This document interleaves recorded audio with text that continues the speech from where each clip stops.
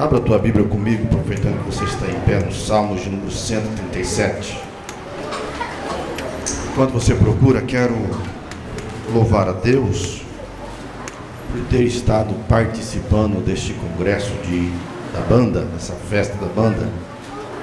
Agradecer ao maestro Isaías e a sua digna esposa pelo convite, pela maneira carinhosa que tem me tratado esses dias na sua casa, também a honra que tem me dado. Eu não sou digno de tal honra, mas tributo esta honra a Cristo, que é digno de toda honra e de toda glória. Deus possa, Isaías, continuar te abençoando, teu ministério, e que cada dia mais músicos sejam formados debaixo de tua autoridade. Agradecer mais uma vez aos amigos desta igreja, que já se tornou amigo, obreiros, homens de Deus que têm mais idade, que se vocês têm de fé, eu tenho de idade. Todavia, tem me honrado, tem me tratado com respeito, me tratado como homem de Deus. Então, sou grato a vocês todos, obreiros desta igreja, como também ao amado pastor desta igreja, pastor Ailton. Se tornou um amigo, companheiro. Tanto que eu não vou embora amanhã, eu fico até sexta-feira. É um amigo que me abençoou com algumas agendas, pastor Ailton. Deus te abençoe. O Senhor, sua esposa, sua família, sua casa, que o Senhor continue te usando poderosamente. Eu acho que terça-feira à tarde estou aqui de volta, né, pastor? Terça-feira à tarde. Deus abençoe. Muito bem. Quem encontrou, diga amém. Amém. A banda, Deus abençoe cada um dos componentes da banda. Que vocês sejam um instrumento na mão de Deus. Junto aos rios da Babilônia, nós assentávamos e chorávamos, lembrando-nos de Sião. E nos salgueiros que há no meio dela, pendurávamos as nossas harpas. Porquanto aqueles que nos levavam cativos pediam que nós cantássemos, e aqueles que nos destruíram pediam que nós nos alegrássemos, dizendo: cantai-nos um dos cânticos de Sião. Mas como entoaremos o cântico do Senhor em terra estranha? Se eu me esquecer de ti, ó Jerusalém, esqueça-se a minha destra da tua destreza, apegue-se-me a língua ao paladar, se me não lembrar de ti, e se não preferir Jerusalém, minha maior alegria. Amém?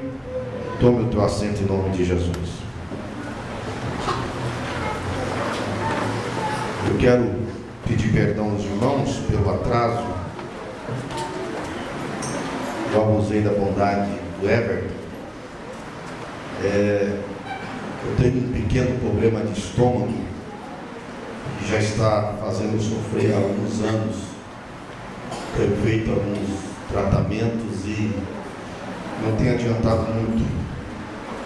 E uma das coisas que eu sou proibido de comer, entre elas, e que eu amo de paixão, é carne, churrasco. Não tem como você deixar o churrasco do lado, você tem que comer. E acho que eu abusei um pouco. 2 dias comendo carne assada e meu estômago está muito dolorido, muita dor. E eu vou até falar mais calmo. Apesar que eu creio que na oração que o pastor Ailton acabou de me fazer, que a dor vai embora e eu vou conseguir pregar. Porque normalmente quando ela vem, segundo os médicos, o nível de água aumenta no meu organismo, de modo que eu sinto muitas cólicas e dor. E a respiração começa a ficar meio difícil, para pregar é meio difícil. Mas eu creio que Deus nos dará graça, e nós vamos estar falando a palavra de Deus que Ele pôs em nosso coração. Meus amados irmãos, os irmãos sabem que sempre houve música, louvor sempre houve. Louvor é uma invenção divina. E antes que houvesse o ser humano, antes que o mundo fosse criado e tudo que nele há fosse criado, já havia louvores no céu. É por isso que Deus pergunta a Jó: aonde tu estava quando as estrelas me louvavam, cantavam, porque já havia louvor. Louvor é uma invenção de Deus. O louvor nasceu no céu. E o homem, desde os seus primórdios, ele cantava a Deus. A história da música e do instrumento é antiga. No livro do Gênesis, capítulo de número 4, nós vamos encontrar que Jubal é o pai dos músicos, daqueles que tocam harpa e órgãos. Então, Gênesis 4 está lá no início da criação, não no início, permita-me a correção, não no início da criação propriamente dita, porque é indeterminado o tempo que Deus criou, mas no início da civilização, porque depois que Adão foi expulso do paraíso, é que a civilização então começou a crescer dia após dia. Mas está lá já em Gênesis capítulo 4 dizendo que Jubal, ele é o pai dos músicos.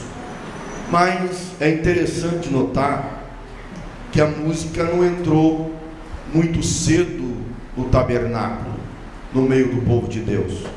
Não que eles não cantassem, eles cantavam, eles tinham instrumentos.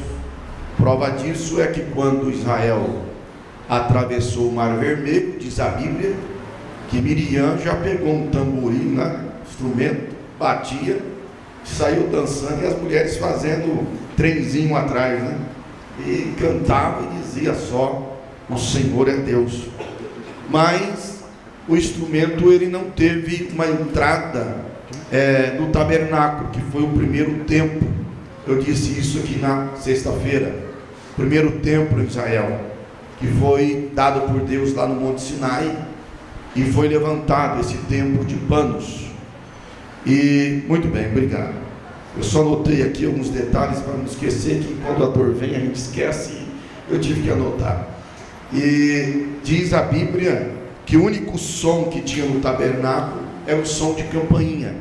Eu até perguntei se tinha uma campainha que eu queria ilustrar. E eram as campainhas que estavam pregadas na saia do sacerdote.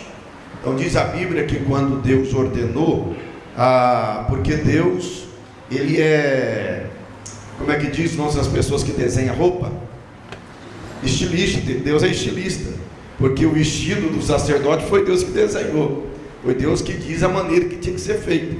E Deus ordenou que na barra da saia, na altura do joelho aproximadamente, se colocasse uma campainha e uma romã.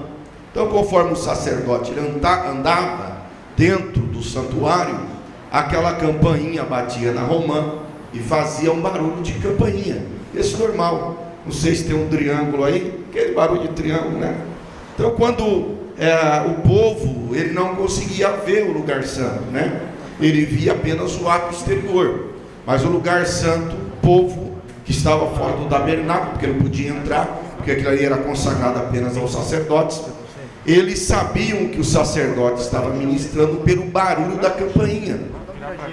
Então, pelo barulho da campainha no interior do tabernáculo, os judeus sabiam, os filhos de Israel sabiam que o sacerdote estava ministrando diante de Deus.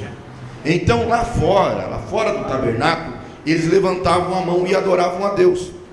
É por isso que o salmista diz: Senhor, que o meu levantar das mãos seja como o sacrifício da tarde.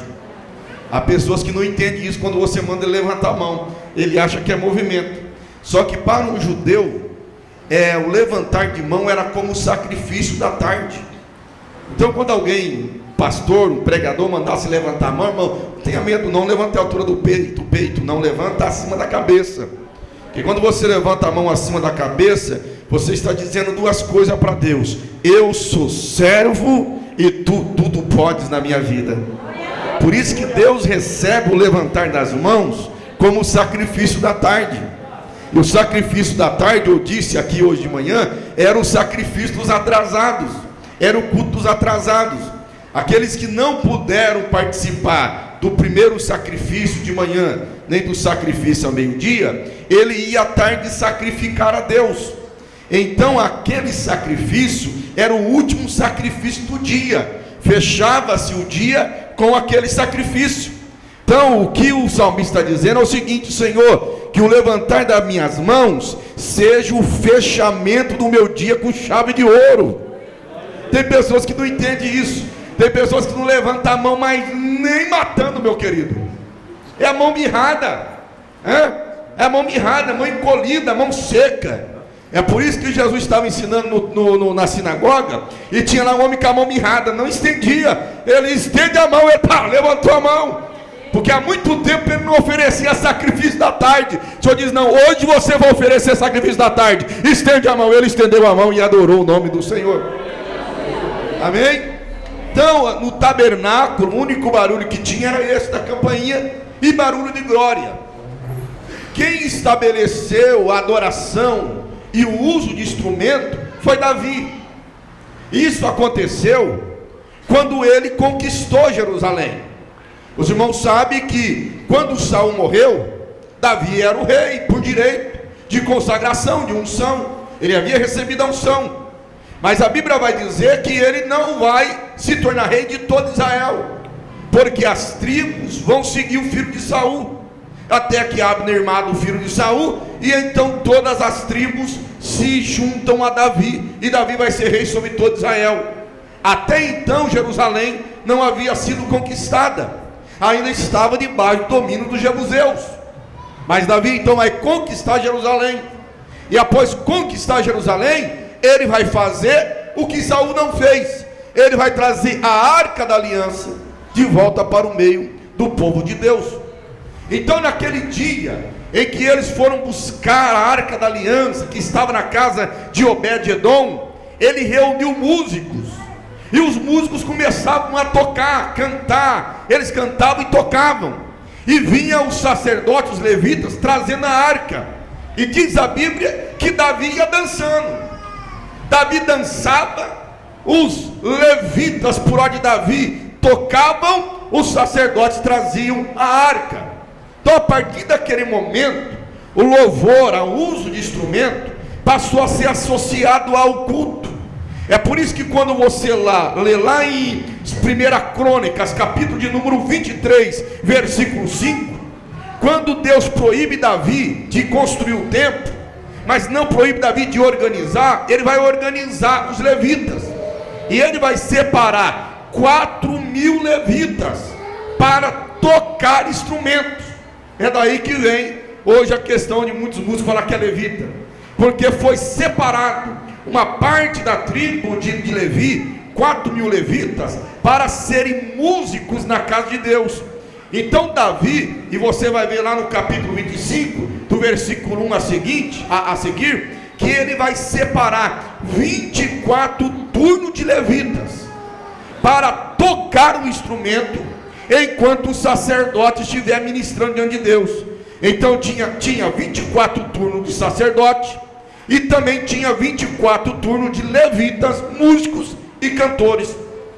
Então foi Davi que associou a música ao culto, porque Davi ele era um exímio músico, não apenas músico, mas a Bíblia diz que ele também era inventor de instrumentos musicais. E o instrumento principal de Davi era a harpa. Davi ele era um apaixonado pela harpa. E ele não era apenas um apaixonado pela harpa, ele era usado por Deus. Diz a Bíblia que Deus era com ele.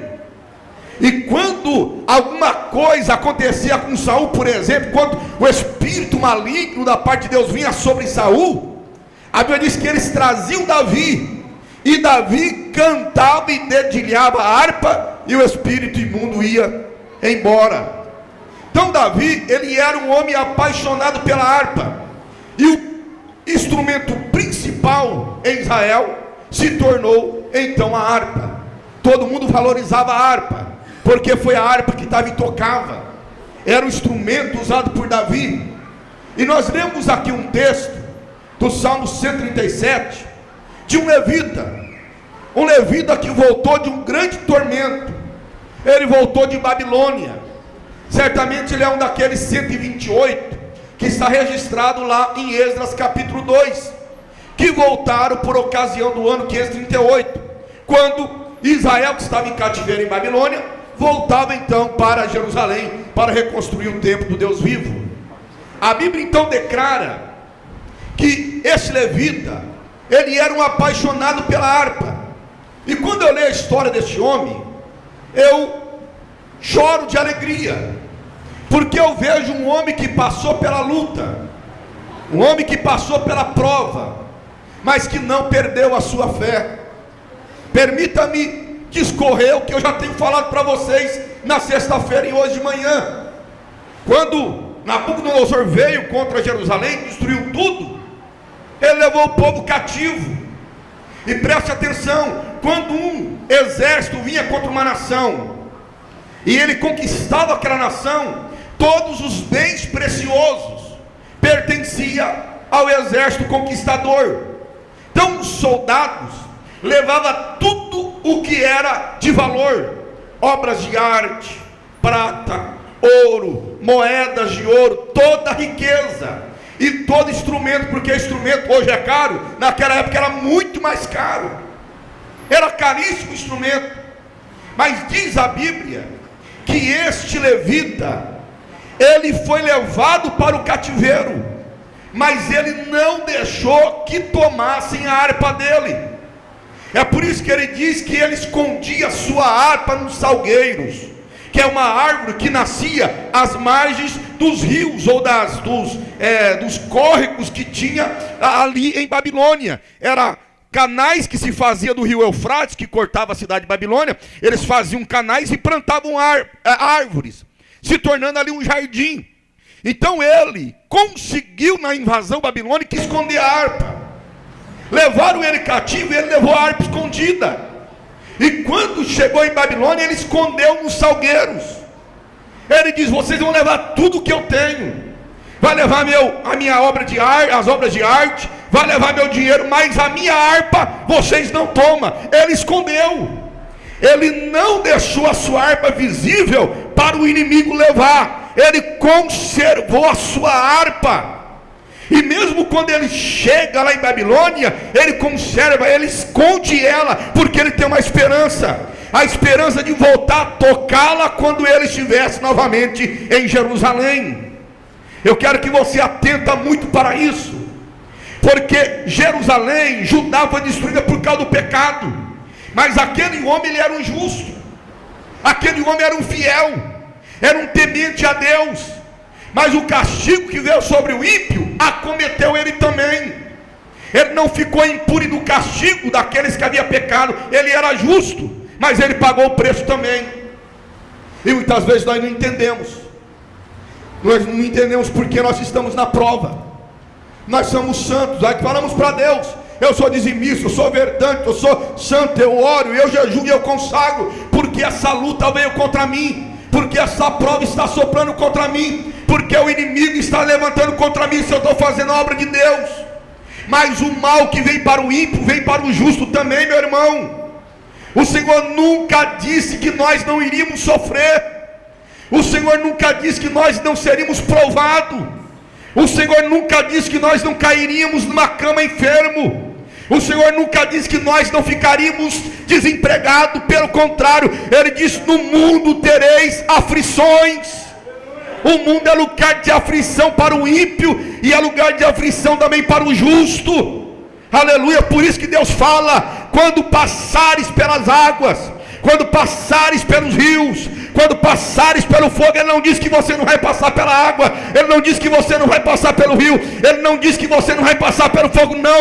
Ele diz: você vai passar pela água, mas eu passarei contigo.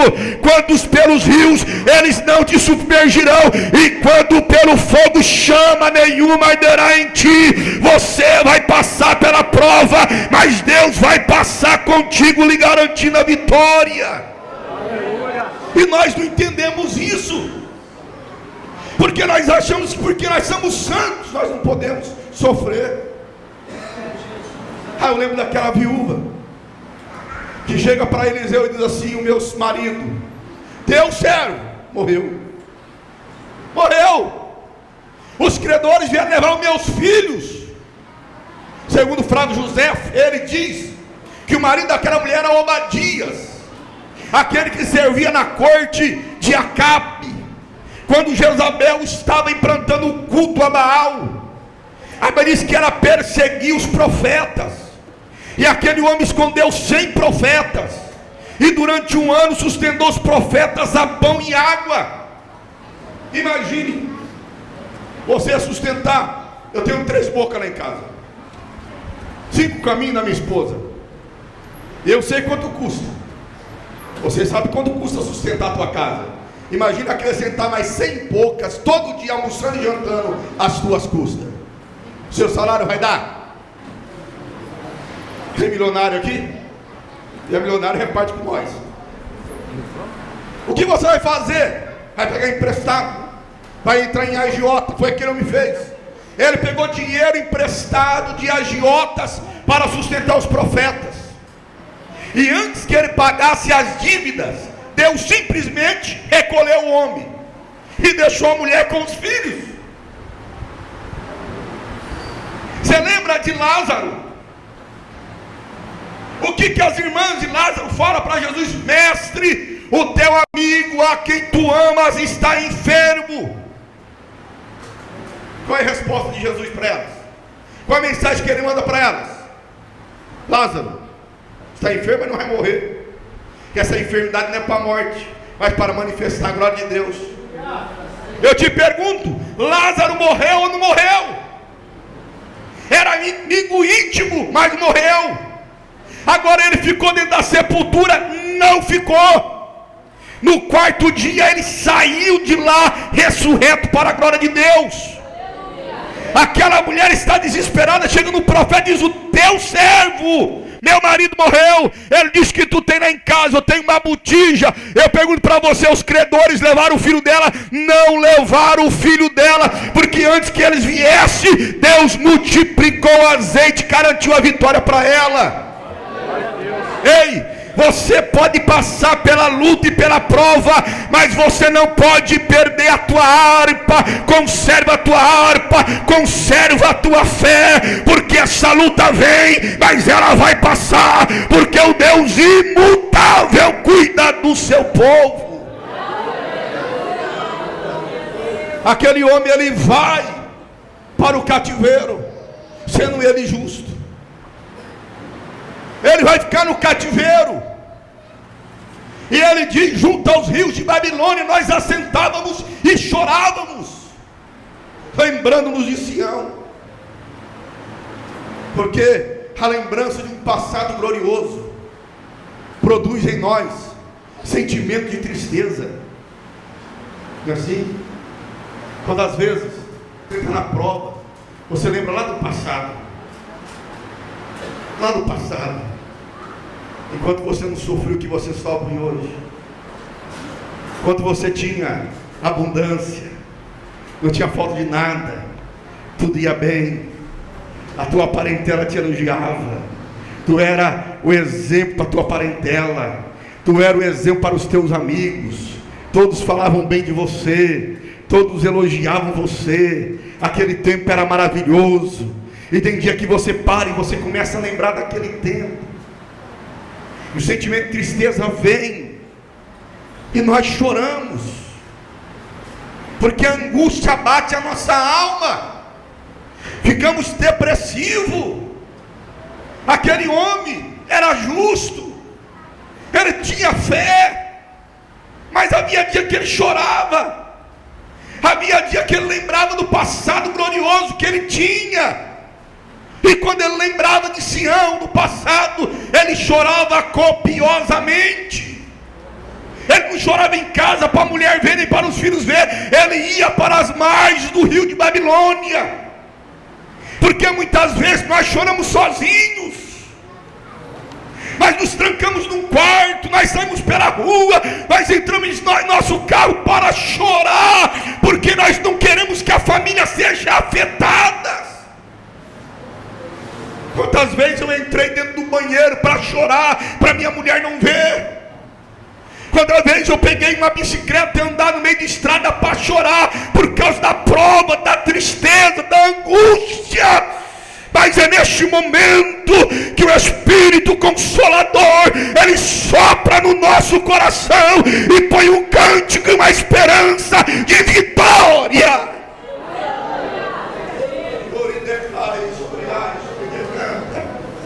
Você pensa que só você que sofre? Tem pessoas sofrendo.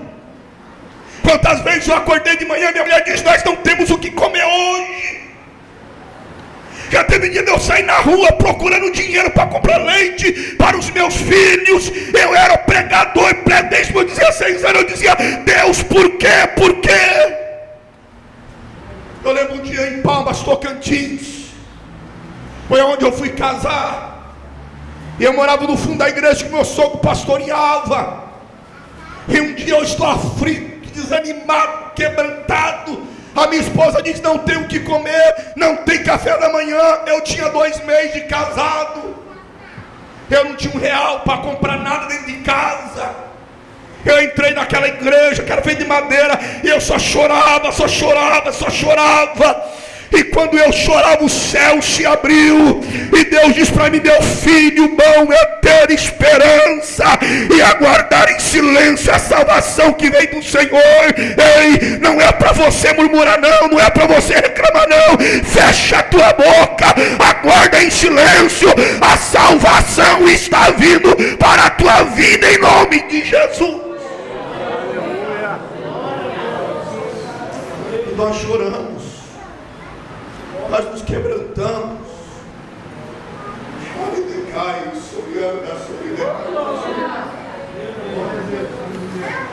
Mas ele diz: eu pendurei a minha harpa, eu não deixei que o inimigo levasse a minha harpa.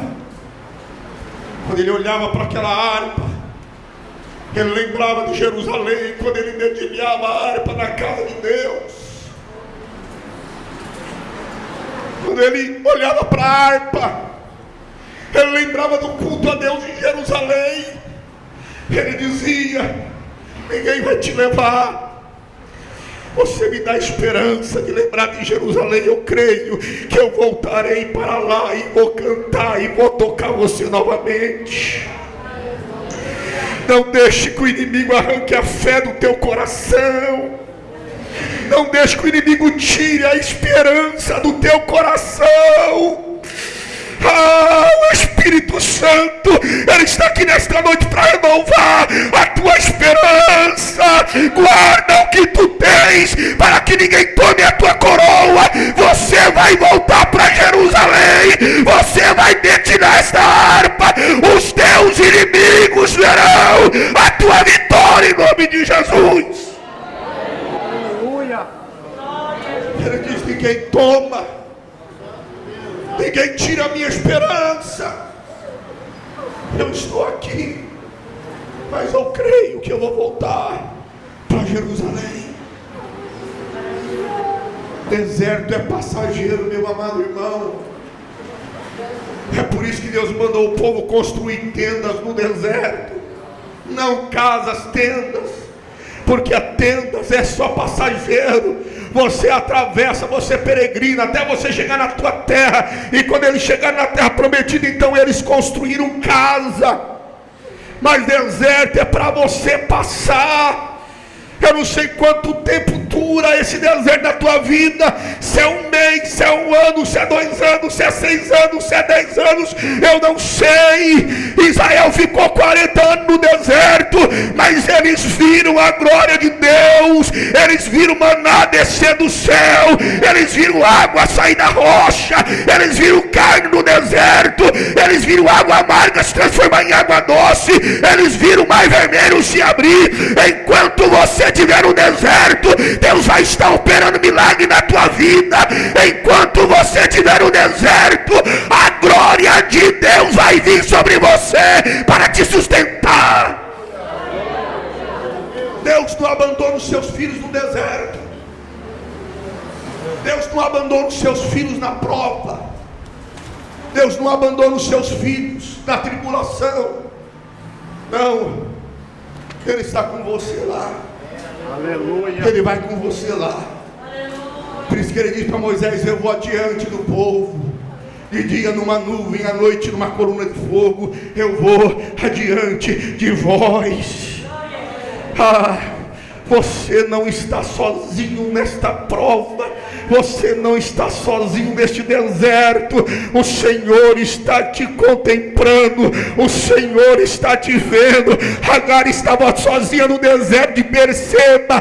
O filho está para morrer, ela está para morrer. Ela diz: não tem mais pão, não tem mais água, mas vamos morrer. Eles começam a clamar. Aí o anjo do Senhor brada: Agar, por que choras? E ele abre o olho dela e ela vê um poço de água em pleno deserto. Em deserto não tem poço de água até que Deus ordena, e quando Ele ordena sai fonte de água viva do meio da areia. Mas você não vai morrer. Aleluia. Não morre, porque Deus tem a palavra dele, e a palavra dele não cai por terra. A palavra dele não cai por terra. Pode passar céu, pode passar terra, mas a palavra dele permanece para sempre. É por isso que diz o profeta: seca-se a erva, murcha-se a flor, mas a palavra de Deus permanece para sempre. Para sempre. Para sempre. Aquela palavra que ele diz no dia da tua conversão, ela está em pé ainda. Aquela palavra que ele diz para você lá no passado está em pé ainda. Ela não caiu por terra, ela não será pisada pelos homens. Quem deu a palavra dele foi Deus, e ele decretou, está decretado, e ninguém muda o decreto de Deus. Então levante a tua mão agora e dê glória para ele, porque a palavra dele vai se cumprir.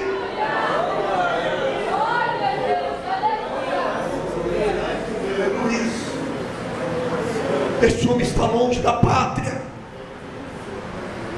Ele está chorando, ele está em angústia.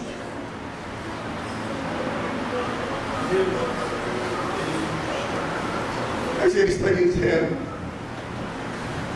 Jerusalém, tu é ainda a minha maior alegria.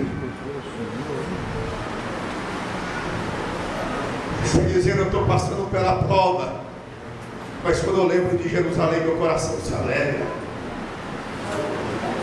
Eu estou longe da minha casa, mas Jerusalém é minha alegria. Aleluia.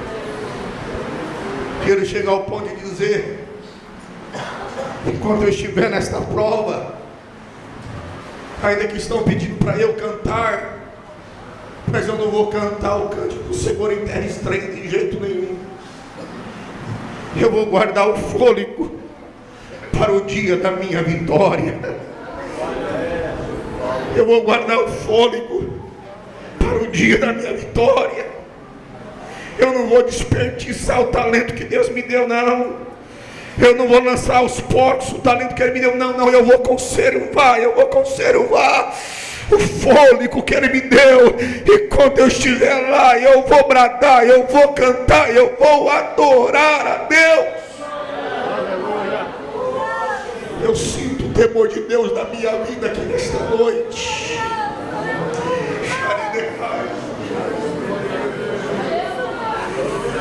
Cada lágrima que cai no meu rosto é uma convicção naquilo que eu estou pregando, naquilo que eu estou lhe falando. E eu sinto o temor de Deus para dizer para você nesta noite: ei, o deserto está acabando. Não esqueça de Jerusalém.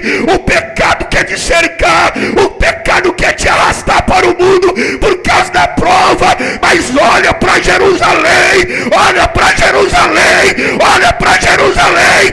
Ele está voltando, Ele está voltando, Ele está voltando, e Ele enxugará de nossos olhos todas as lágrimas. Aleluia.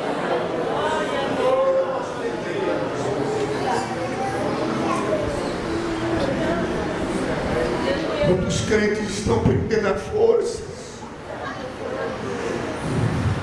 Quantos que já perderam e caíram, esqueceram da área? A prova foi tanta, a angústia foi tanta, e você esqueceu da harpa. esqueceu de Jerusalém. Mas Deus, nesta noite, Ele quer avivar no teu coração a lembrança de Jerusalém, a certeza que nós estamos aqui de passagem, somos peregrinos e forasteiros, mas a nossa pátria está no céu, onde também esperamos o nosso Senhor e Salvador Jesus Cristo, que transformará o nosso corpo abatido para ser glorioso como o céu. Naquele dia não sentirei mais dor no estômago, naquele dia não sofrerei mais angústia, porque eu vou estar com Ele. E ali não há morte, ali não há enfermidade, ali não há dor, mas há gozo eterno com Cristo. Ele quer avivar no teu coração nesta noite a lembrança de Jerusalém que você esqueceu. Ele quer avivar na tua mente, no teu coração. Ele quer dar um motivo para você ter esperança. A harpa não pode ser levada. Ele diz: eu prefiro que a minha mão se resseque. Ele era destro, ele dedilhava a harpa com a sua mão direita. Ele diz: se for para me esquecer de ti, que a minha mão se seque.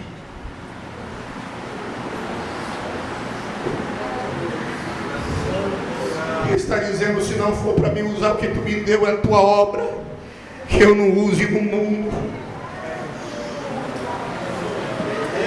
Se não for para mim usar minha boca para soprar esse instrumento aqui na tua casa, que eu não assopre para uma manda do mundo. Se não for para me tocar na tua presença, resseque a minha mão, para que eu não incorra no perigo de tocar lá fora.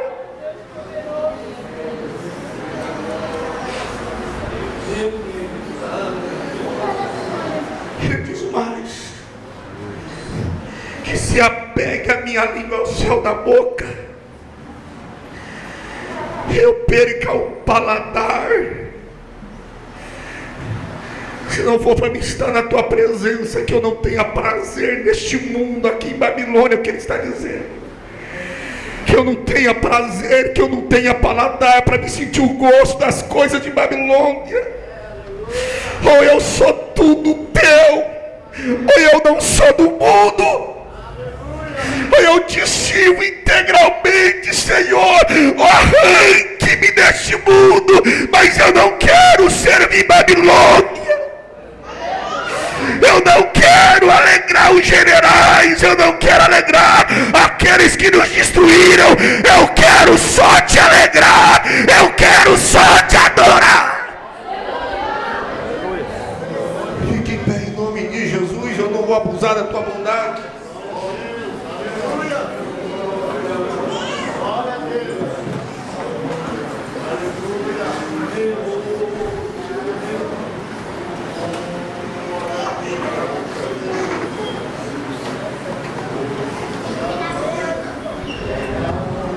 Por um minuto que você fechasse os teus olhos. Eu não sei se você está sentindo o que eu estou sentindo aqui nesta noite. Eu não sei se você está sendo tocado como eu estou sendo tocado por Deus aqui nesta noite.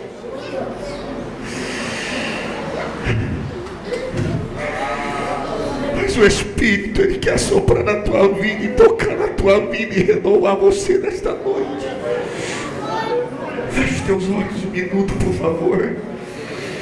E se você pode adorar Ele por um instante, por favor, adore a Ele.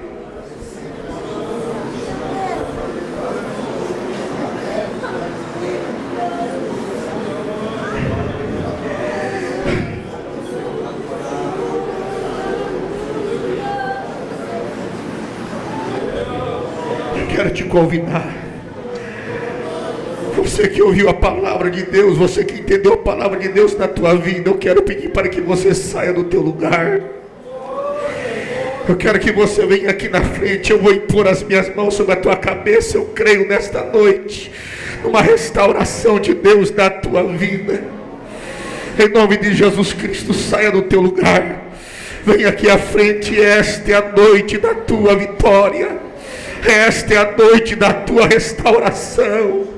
Esta é a noite que o Espírito, Ele quer avivar na tua mente a lembrança, a memória que você esqueceu. Aleluia.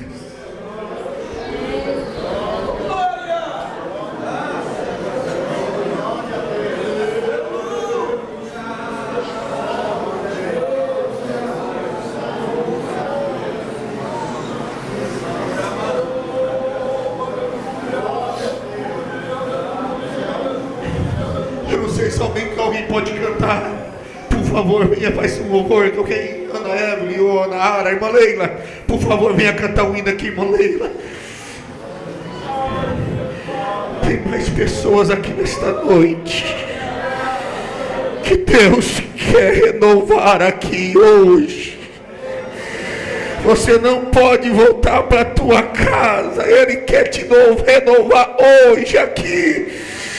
Você, quem sabe, afastou dos caminhos do Senhor, a prova, fez você perder a fé, mas nesta noite o Senhor quer te restaurar em nome de Jesus. Você que está afastado dos caminhos do Senhor, saia do teu lugar agora, deixa o Espírito renovar você nesta noite. Ele quer nesta noite lhe dar vitória.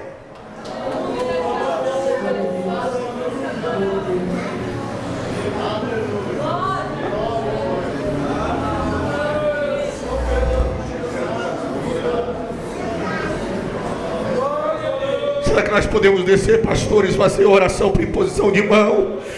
Enquanto as nossas irmãs vão estar cantando em nome de Jesus Cristo, meu amado, feche os teus olhos agora. Vamos falar com Deus em nome de Jesus Cristo. Em nome de Jesus Cristo, fala com Deus aí agora. Seja um profeta de Deus. Se você puder abraçar o irmão que está do teu lado, abrace e fala com Deus. O Espírito está soprando nesta noite, neste lugar.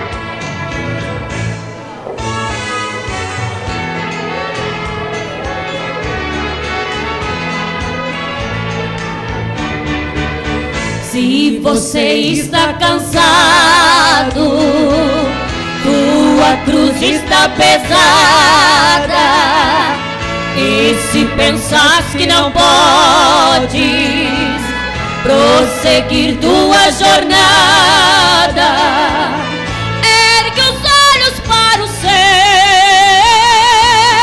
e contempla o meu Jesus.